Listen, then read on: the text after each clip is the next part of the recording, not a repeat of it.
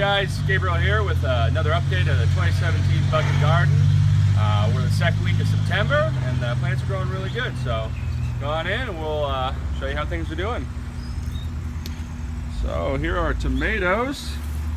See a pan there. One thing you'll notice is they're not nearly as high as last time.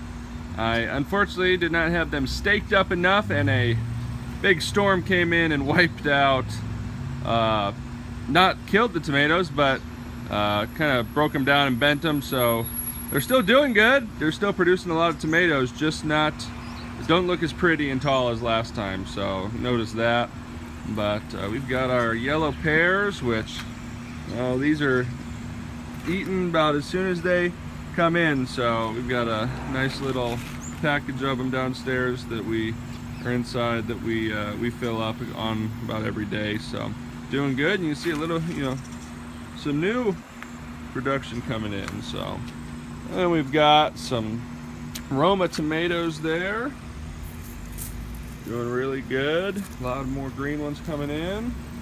We've got the Independence Days, looking good. So a lot more coming in too.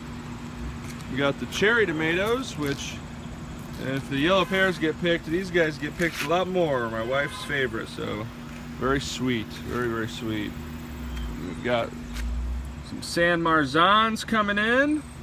Come over here, some more of those, and then even more there. So a lot of San Marzans. Excited about those. They should be very good for the pastas. And we'll go to the peppers. Pan over them.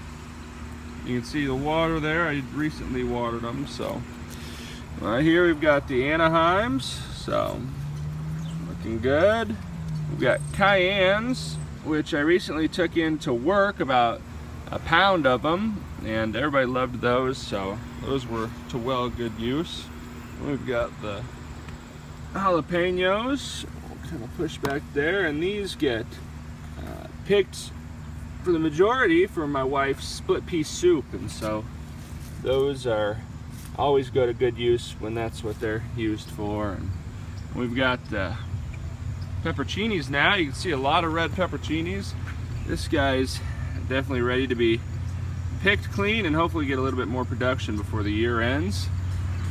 And we'll pan over some more pepperoncinis here. Let's see, some more red ones.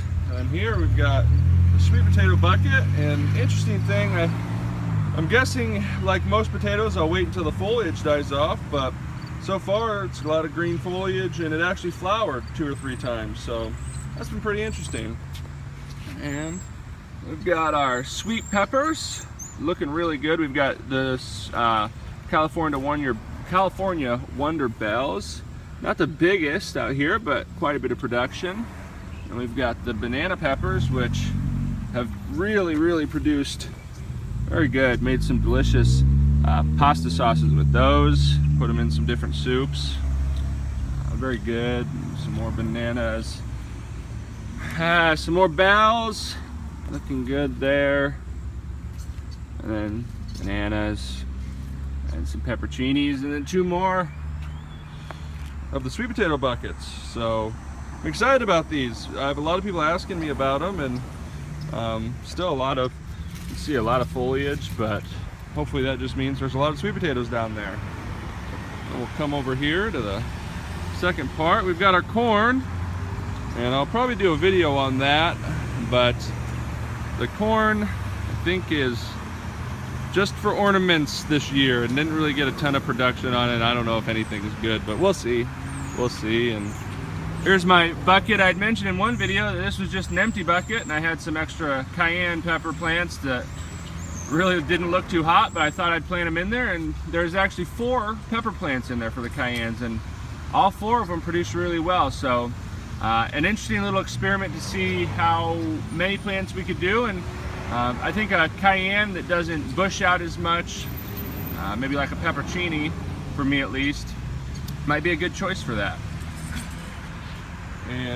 And so the spaghetti squashes, we pulled them out. We got 2 spaghetti squash out of the 2 buckets. So we'll see how, we haven't eaten them yet, but we'll see how they tasted. But they got about about that big, so been fitting in the palm of my hand. So not the biggest, not the best production, so they'll probably get put into the real garden next year. We've got the carrots, which I think are doing really well. If I can zoom down there, you can see definitely carrots, and we'll be doing a video on those here pretty soon on how they've done, and I'll pull them out and so everybody can see how they're doing. And we've got a jalapeno, some basil, which as you can see went to seed, and not too much basil on there anymore. We've been using that up. And then the chocolate mint, which I tell you what, that has been just an amazing plant. We take that, I've made shakes with it, I made some teas with it. Just been fantastic, really. So excited about that. My father-in-law came, he got quite a few cuttings of it. He's gonna put those in his greenhouse, so he'll hopefully be growing a lot of that. But I'll pan over this one more time, and as you can see, we middle of the city, so we've got the urban garden going. And here is the little aquaponics setup, which has been neglected quite a bit, but has been producing tomatoes. Quite a few tomatoes on there. We got about 10 tomatoes on there, and 8 on this one, and just two Independence Days theirs, but that's all right. And then got the cayennes, and then some pepperoncinis.